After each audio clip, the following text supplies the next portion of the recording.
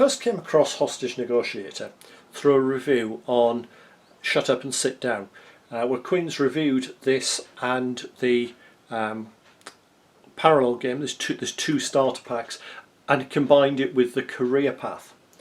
Now,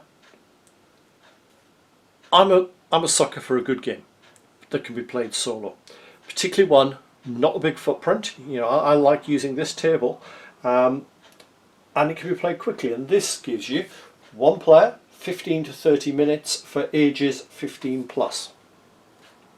This is sounding pretty textbook, other than 15 plus, because I'm sure mentally I'm not there yet. So, years ago I read The Negotiator by Frederick Forsyth. Fascinating book, big fan of his books, and it got me interested in hostage negotiation. He mentions it in other works as well, and while it's not always exactly what I've been reading about, this is an interesting take. So let's have a look what we get in the box. So we get the rule book.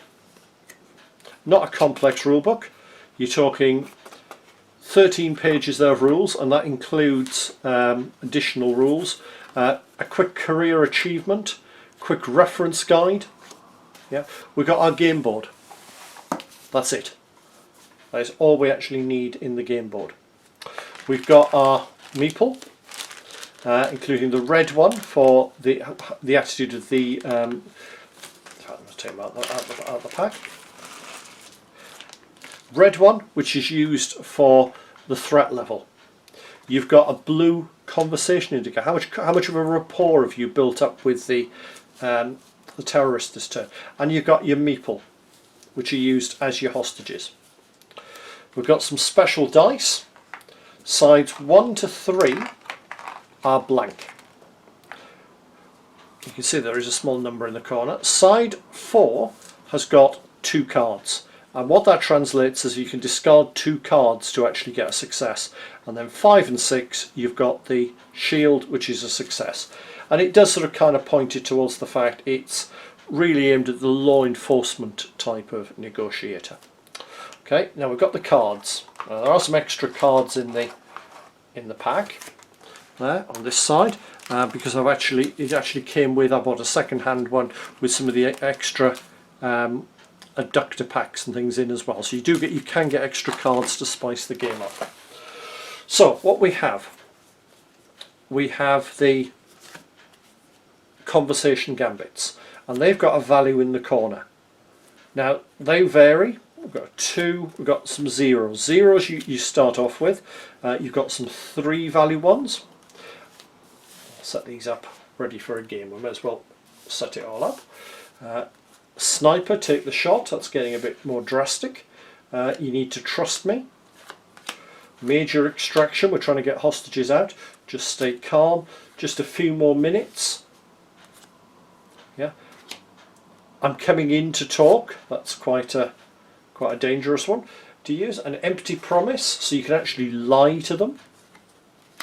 What I meant was, so in other words, you can actually use that very logically to re-roll dice. That kind of makes sense. Try and do this so we've actually got a bit more space. We've got small talk, what are your demands, keeping cool, they're all zeros. A bold lie, so we can actually really lie to them.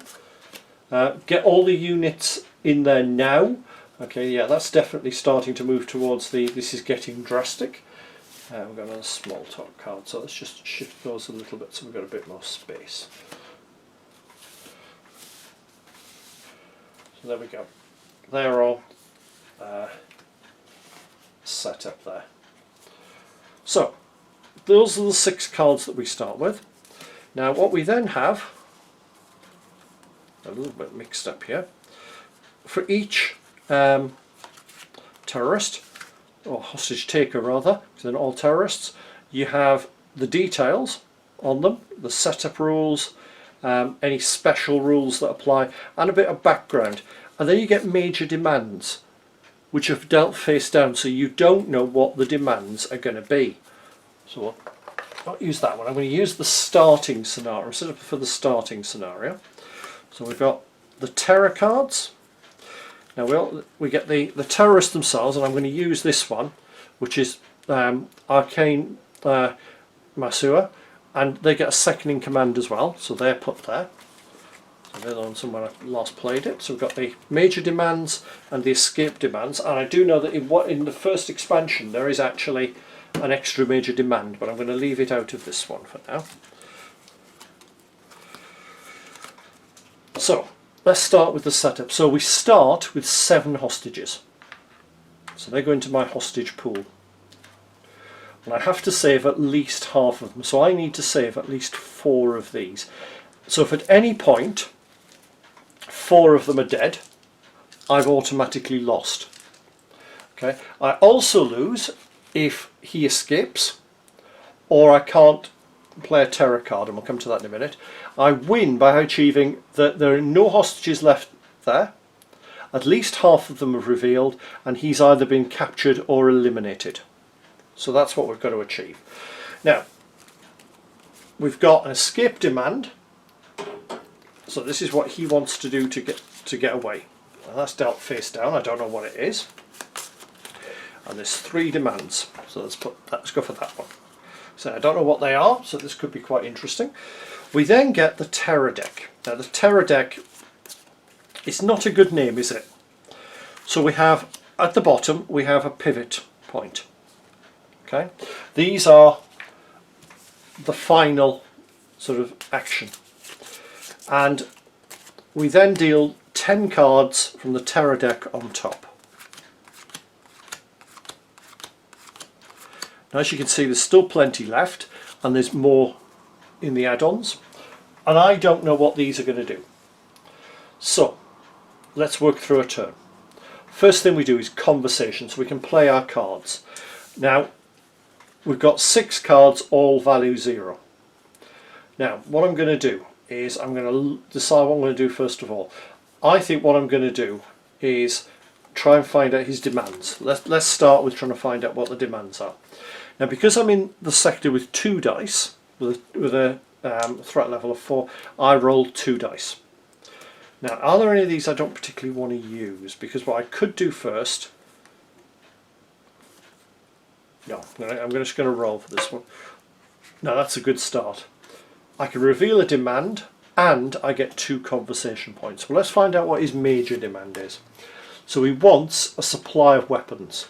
And if I spend 4 conversation points, I can concede that. And that will release a hostage and lower the threat level by 2. However, at that point, the penalty for conceding at the beginning of each terror phase, 2 threats. And that remains in place until he's eliminated. So that's not going to be a good one to concede. But I have now got an idea what he's after. So I think I need to try and build up a bit of a rapport with him. So let's try and get him to keep cool. So again, we're still on 4, so it's 2 dice.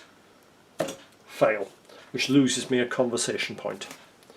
Okay, that wasn't as bad as it could have been. Let's try it again. Let's try and calm him down. And we get 1 success, which lowers the threat level by 1. Now, I don't want to use all the cards in my hand. I could have a maximum of 10 at the end of a turn, but they're not available for the next turn. So what we'll do, we'll just do a bit of small talk. And I've got 1 success, which gets me 2 points. 2 cards is probably, I think, enough to hold on to. So those are now put to one side. I can't pick them up this turn. But I've got 3 conversation points I can use. So what gambits am I going to use? See, that gives me a lot of conversation points by telling him just a few more minutes, but it raises the threat level. I need to try and get the threat level down, I think. So we'll take just stay calm, and we'll also take what I meant was, which basically lets you re-roll the dice. So that then resets to 0. It can go minus. If it's minus, you basically just can't spend any points. But you can still pick up the zeros. And it resets to 0 at the end of the turn. So we now turn over the top card of the terror deck. And he's getting angrier, and the threat level has gone up by 2. Once it starts getting up to the top end, he'll start killing hostages. When he gets to the bottom end, he'll start releasing. But he hasn't killed anybody yet, so that's a good start. So I need to try and calm him down. Now I could try and find out his demands, but what I'm actually going to do is I'm going to play that one face down, effectively. That gets me one conversation point. I don't tend to put him face down, but I've used it for that. And then what I'm going to do is tell him to just stay calm. So we're all still in the 2 dice zone. Double success, it goes down by 2. I never usually roll anything resembling this well. Now, I'm going to go for the small talk as well. And that gets me 1 success, that gets me 2 more conversation points. That wasn't a bad one.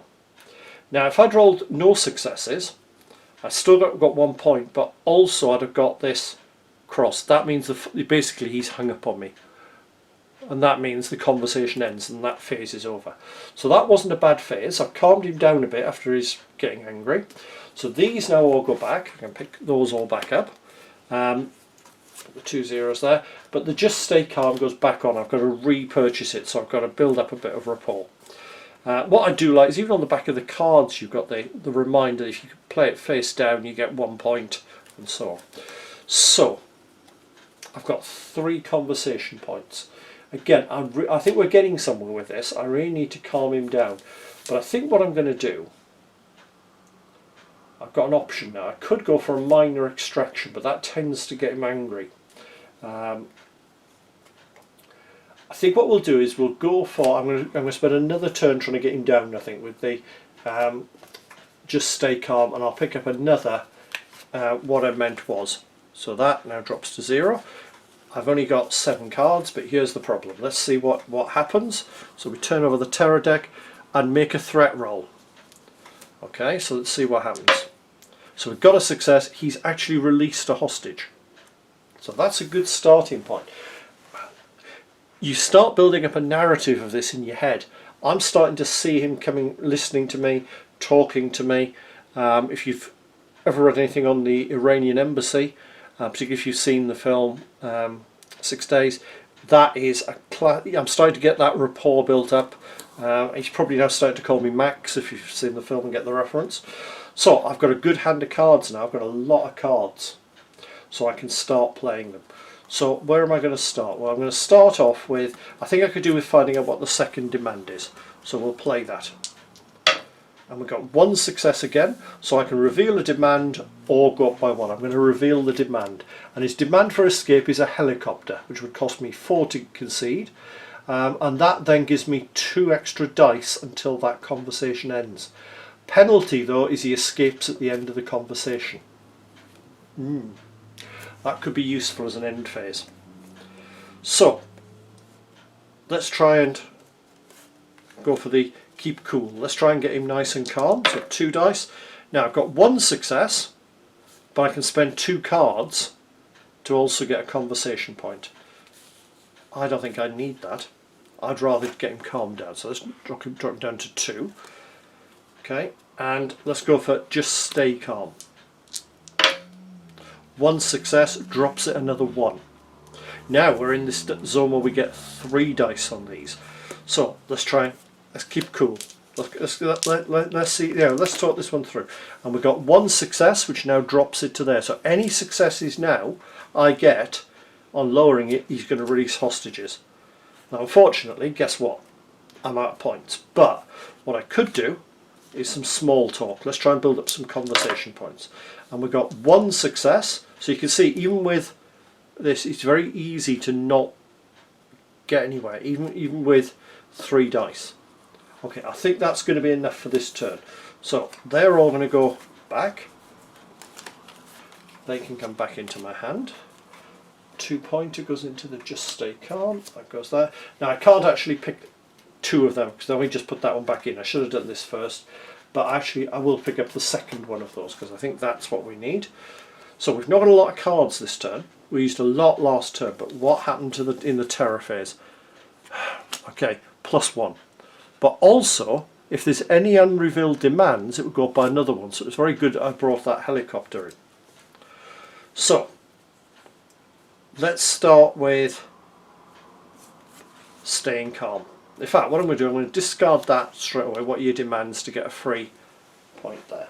So, 3 dice, and I've got 1 success. I'm going to play a re-roll. I really would like to get it down 2. And we did. So it drops by 1, can't drop any further. So what he now does is he actually releases another hostage. Okay, this is looking good. And let's build up a bit of a rapport with some small talk. So 1 success, and if I had 2 cards I could discard to increase, but I haven't, so I'm just going to get the 2 points for that. And that's the end of the turn, so I can pick those up. I've got 3 conversation points. So again, I'm going to try and keep him calm, and I'm going to have to waste a point with that because there isn't a 1 point card. This is why it's important which order you do this in. So what happens? Don't test me, roll a dice. If it's less or equal to the threat level, he shoots a hostage. It's a 3, well we're actually on 0, so it's looking good. And there's no unrevealed demand, so he didn't shoot a hostage. I've got this guy on my side. I can talk him round, I think, here. So let's start off by going for the keep cool. Let's try this. So I've got 1 success, and I could up it for another 1. I'd lose 2 cards. It's probably not worth it, but that gets another hostage out. So let's go on that keep cool again. Let's keep going on this. Oops. So I've got 1, and so it's another hostage released. This is uncannily good. And let's go for that. Just stay calm. So still 3 dice. 1 success. It goes down another 1, so that's another hostage out. So I'm in a very good position here because I've now got over half the hostages out. Let's go for what are your demands. Let's use that one. And I've rolled 3 fails, which actually puts the threat level up by 1. Well, actually, I'm gonna try and re-roll it. I think I'll roll one of them. Partial success, but I haven't got enough cards to use it, so it fails. He hasn't ended the conversation though, so what I'll do is do a little bit of small talk to finish off. Now the threat level's back up at 1, and I get 1, and he puts the phone down on me. Okay, so only thing I can get for 1 point is going to be that one. Get those. They all go into the discard, and what happens? He's just shot a hostage. You know that moment when you think you're about to get everything right? Okay, so I've got very little option this turn.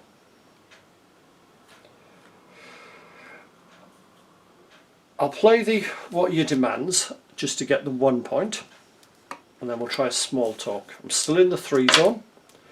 I failed dismally. I get 1 point, and he puts the phone down on me. So that was not a good turn. So I'm going to go for the you can trust me and the base cards. And what happens?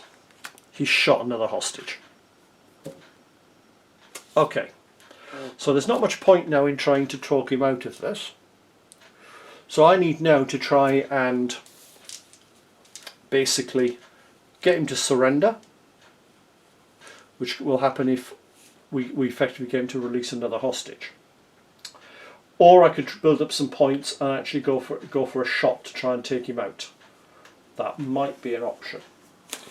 Okay, so we'll see how it goes. I'm going to start by going just stay calm. 2 successes. So it goes down by 2-1, and it can't go any further, so he actually now surrenders. Okay, that was a surprisingly good game. So far, in about half a dozen games of this, I've won twice. The first one was the very first time I played this scenario, and I thought, oh, this is easy, this game. I then lost 4 in a row, and this is the next time I've won it. So you can see how quickly it runs. We've had a full game of that. Let's analyse how I did. I've rescued 5 out of the 7 hostages. Okay, that's while I've lost 2, that's still pretty good going. It's above the success level, and I've got him to surrender. Okay, so we've actually got him back in prison. So okay, that was a pretty successful 1. Now what I could have done is, as it was starting to get low, try to build up the conversation, give him the helicopter, and then try and talk him into releasing them at the end. It's a bit of a gamble, because if you get it wrong, he escapes, and now you've lost. Yeah, difficult call. Giving him the weapons, well, that would have given a really good bonus for getting the last few hostages out, but if you don't use it on the end, it would have increased the threat level. So it's a very interesting game balance, and a lot of subtlety for what is really not the most complex of games. It's more about understanding how things work and getting your head around, trying to actually get in into the sort of their mindset, and actually trying to think, because each hostage taker is different. So for example, let's just bring up the others, because this is the one they recommend starting with. So what we have is we've got Donna Scarborough. Okay, so with her, what has happened, she's been passed over for tenure. She's a professor again. She's now gone into class, pulled out 2 Glock 23 pistols, and says she's not letting anyone go until she gets what she wants. So the starting demand, she's got 1 major demand and 1 escape one. Additional rules: anytime 2 1s in the final results of a threat roll, she kills a hostage, and anytime there are 2 6s, she releases a hostage. So you're getting inside a mindset now of somebody who is a little bit deranged. She also starts with 12 hostages, but a lower threat level, because she isn't really interested in shooting them. And then you've got Edward Quinn. Okay, he's only got a major demand. He's got no escape plan. So straight away that's changing how you're doing it. He's in a position where he's got no medical insurance to cover his treatments for his dying son, and he's taken matters into his own hand. He's hijacked the hospital. As long as his son gets care, he won't kill anybody, but once it's too volatile or it gets pushed too far, it could just go wrong. So what are the special rules with this? He starts at threat level 3, so he's quite a good start point. 7 hostages, but anytime a hostage would be killed, instead the threat level moves up by that amount. And if it ever reaches K, he immediately kills all the remaining hostages and escapes. And if all the hostages are saved, he immediately surrenders. So that is giving, you can see there with 3 different hostage takers, they are very different. Just have a quick look at some of these other cards just to give you an idea. What didn't we get? So press the threat level back to the starting level. That's really frustrating when you've got it down here and it goes all the way back up. Not so bad when you're there. +2 releases a hostage in a moment of weakness. And +1 again. There are occasionally ones that lower it, but you know, any deck called the Terror deck won't be good. And the pivotal element, if that gets turned over, yeah, discard conversations cards from your hand till you have 4 or fewer, and it's your last chance. Whenever you turn this over, you've got 1 phase left to do it. So you can see, really simple game. There's not really a campaign. That's where the career pack comes in. But you do have career achievements. It gives you things to do there. So consecutive victories against all 3 abductors. Against him, win with 0 casualties, still not managed that. Win without conceding demands, including minor demands. Occasionally there's a minor demand in that deck, which is for something like food or something like that. So we've managed that one. Get 5 dice to roll for at least 1 threat roll, still not done that. Win without revealing more than 1 demand, that's a risky one. And eliminate him with 2 hostages still in the hostage pool. So you're then into the sniper take the shot card, which is a bit of a gamble. And the other problem with that is you then get a second in command who takes over. Now the second in command is the same on all of them, unless it tells you otherwise. And with this one, the second in command, he's got little patience and will kill a hostage the moment he doesn't like what he hears. If no hostages remain, he will then surrender immediately. So the special rules: replaces the abductor if the abductor is eliminated and there are still hostages. Every time you increase threat level, he kills a hostage but won't kill the last hostage, and he can't be eliminated. He surrenders immediately when there's no hostages left. So for that one, you've got to try and either talk him into releasing, or you've got to try, well, that really is the only way to do it, or he gets to the point where he shoots the hostage and then gives up. So, lovely fun game, highly recommended. There is a luck element in the dice, which I think actually simulates reality fairly well, because you're not necessarily talking that rational, calm personality, and it does pay you to think about what you're doing. I tend very quickly to try and get this down as fast as possible. I've also learnt the hard way that finding out the demands early on is probably a good plan. When on the second game I didn't, and he kept shooting hostages because it just kept going up and up too fast. So hopefully you found that useful, and you know, if you have, we'll see you soon for some more reviews, hopefully. Hopefully you've enjoyed the video. If you have, please click on the like button below so that I know what people like and I know what to make more of. Alternatively, if you've enjoyed it and think you'd like to see more, please click on the subscribe button. That way you get notified by YouTube whenever I bring out a new video, and you never know, there might be something in there that you hadn't considered, because I do cover a variety of things on the channel. And finally, if you have a little bit of cash going, I now have a Patreon account. I'm always looking for patrons, because at the end of the day, let's be perfectly honest, it's a good way for me to get a little bit of money that will use to buy review items or to travel to museums and so on. I don't put a huge amount on that. At the minute, all we've got is one tier charging £1 a month, which just, as I say, helps cover my costs. See you soon.